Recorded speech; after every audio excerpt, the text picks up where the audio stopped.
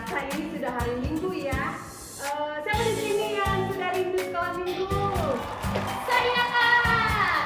Nah, tadi kami siapa hati kita untuk memuji Tuhan, menyembah Tuhan, dan mendengarkan firman Tuhan.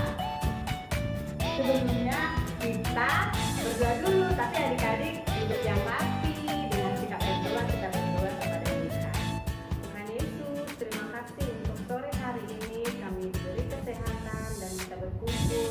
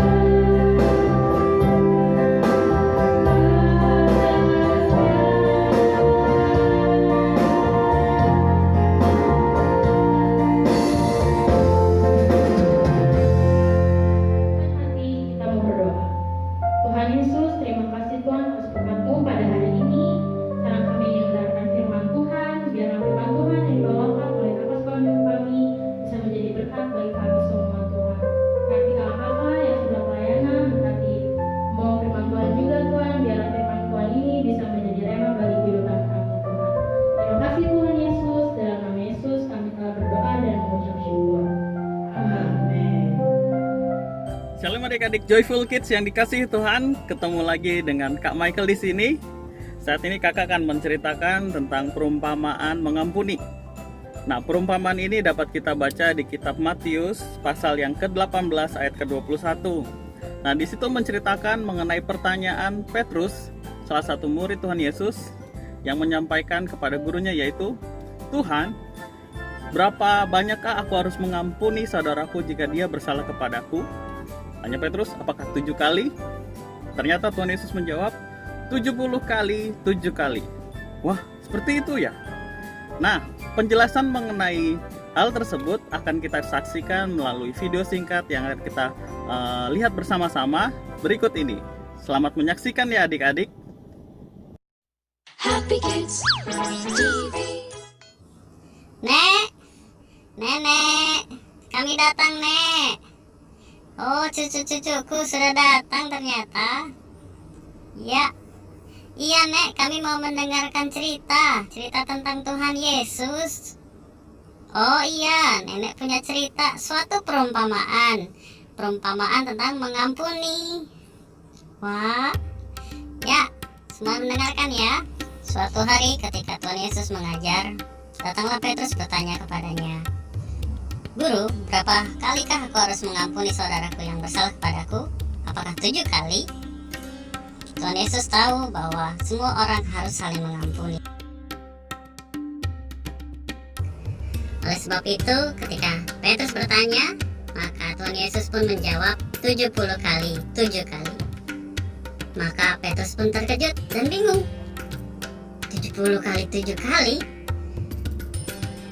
Oleh sebab itu, untuk mengajarkan mengenai penjelasan hal tersebut, Yesus mengatakan sebuah perumpamaan kerajaan sorga mengenai sebuah kerajaan yang mempunyai seorang raja yang sangat kaya raya. Dan di situ dia mempunyai banyak sekali hamba. Suatu ketika hamba itu diperhadapkan kepada raja, dia membuat suatu perhitungan kepada masing-masing hambanya. Dan ketika dia memeriksa salah satu hambanya, apakah dia sudah berbuat jujur atau tidak, ternyata salah satu hambanya mau melakukan suatu kejahatan. Dan akhirnya ketika diperiksa catatannya, ternyata dia telah mengambil beberapa harta kerajaan tanpa sepengetahuannya. Dan semuanya itu telah dicatatkan sebagai hutang kepada si hamba.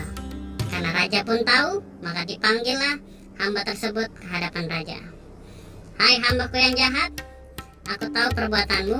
Engkau telah mengambil harta tanpa sepengetahuanku. Kau telah berhutang 10.000 talenta. Maka kamu akan dijatuhi hukuman. Kamu dan seluruh isi keluargamu akan kujadikan budak seumur hidupmu. Dan kamu akan hidup terpisah." Maka sedihlah hatinya, sebab dia tahu bahwa ketika dia menjadi hamba, maka kehidupannya akan terpisah dari keluarganya. Dan itu hal yang sangat menyedihkan. Maka menangislah hamba itu dan memohon, "Ya Tuanku Raja, bersabarlah. Aku akan mengembalikan semua hutang-hutangku." Dan raja pun melihat kesungguhan hatinya dan berbelas kasihan. "Sudah, aku telah menghapuskan segala hutang-hutangmu. Pergilah dengan berbahagia." Maka setelahnya dia pergi dan bertemu dengan hamba yang kedua. Si hamba yang pertama mempunyai hutang juga ternyata 100 dinar saja. Tapi dia menghakimi, dia mencekik dia. "Ayo bayar hutangmu yang 100 dinar kepadaku. Kamu harus membayarnya, atau tidak aku jatuhkan kamu ke dalam penjara. Cepat bayar. Bersabarlah, aku akan pasti membayar hutangku."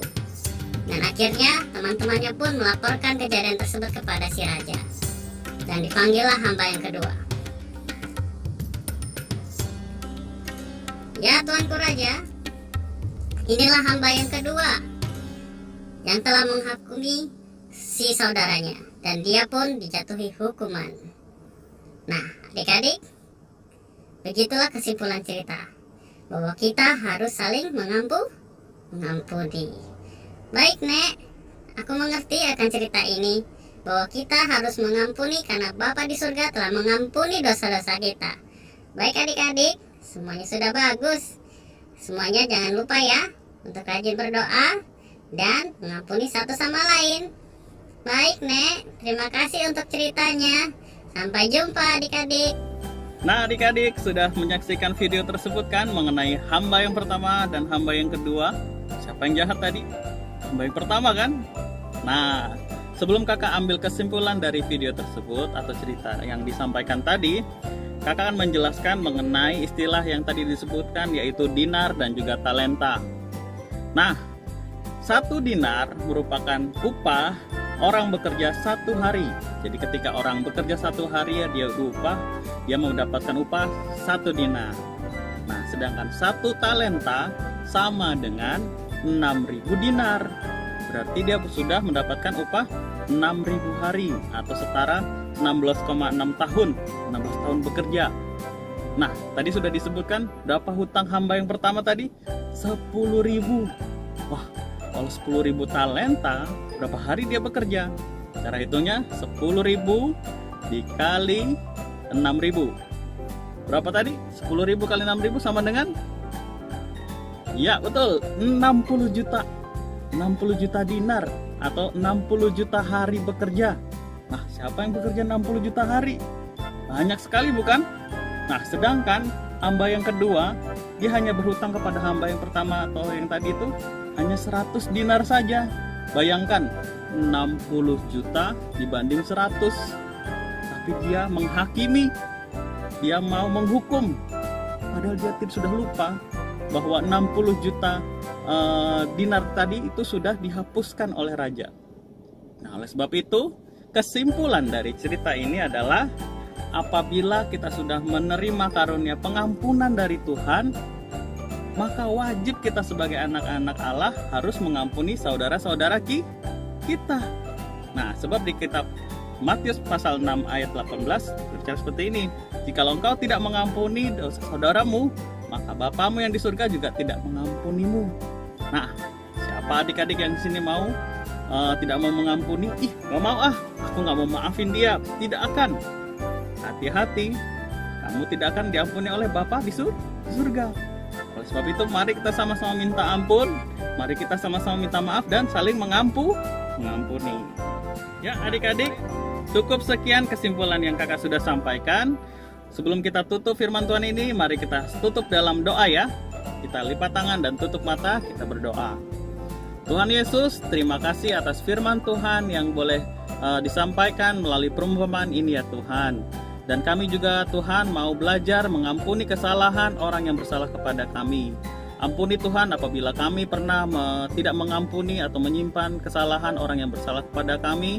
Namun mulai saat ini Tuhan, kami mau menjadi anak-anak Tuhan yang taat, yang mengampuni sesama kami, karena kami telah menerima pengampunan penebusan dosa daripadamu, yaitu melalui Tuhan Yesus sebagai juru selamat kami. Dan kami juga Tuhan mohon berkati kegiatan kami Tuhan sepanjang minggu ke depan ini. Kami serahkan hidup kami di dalam nama Tuhan Yesus. Haleluya, amin. Sampai jumpa minggu depan ya adik-adik. Tuhan memberkati. Yeay! Adik-adik, kita sudah mendengar firman Tuhan kan tadi? Pastinya sangat diberkati dong. Iya nggak Kak? Iya. Terima kasih Kak Mai. Terima kasih, Kak Mai. Tuhannya. Tuhan Yesus memberkati. Nah, sekarang waktunya Challenge! Aduh Kak, maaf ya Kak, maaf nih Kak. Maaf ya Kak. kamu kenapa sih? Aku lagi buru-buru Kak, ada urusan penting. Iya, tapi jangan lihat handphone. Iya, maaf Kak. Udah nggak apa-apa. Kita kan anak Tuhan, harus saling memaafkan. Iya Kak. Maafin Makasih ya kamu deh, Kak. ya.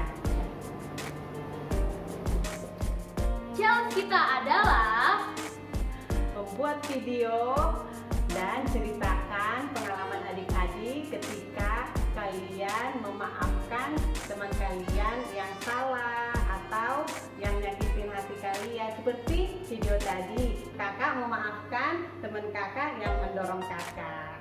Nah, jangan lupa challenge-nya di-post ke Facebook orang tua masing-masing dan tag Facebook GSJA Batulis Meruya. Ditunggu ya. Dadah. Tuhan Yesus memberkati. Oke adik-adik, kita sudah beribadah. Kiranya Tuhan memberkati kita semua sepanjang minggu ini. Jangan lupa jaga kesehatan dan jangan lupa juga tetap berdoa. Sampai jumpa minggu depan. Dadah.